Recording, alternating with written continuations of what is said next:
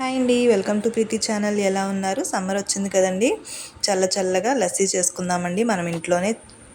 Restaurant స్టైల్లో చాలా హాయిగా ఆరోగ్యానికి మేలు చేస్తుంది. సమ్మర్లో మనకు కావాల్సింది లస్సీకి 2 కప్స్ లస్సీకి పెరుగు తీసుకున్నాను. 2 కప్స్ పెరుగు తీసుకోవాలి.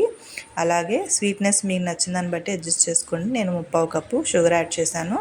కొంచెం వాటర్ యాడ్ చేసుకోవాలి, కూలింగ్ వాటరు. దీనికి మనం షుగర్ యాడ్ చేస్తేనే బాగుంటుంది. అలాగే ఐస్ క్యూబ్స్ యాడ్ చేసుకొని ఒక 5-6 ఈ విధంగా మిక్సీలో జస్ట్ మనం కంటిన్యూస్ కాకుండా జస్ట్ అలా జర్కిస్తూ షేక్ చేసుకోవాలి.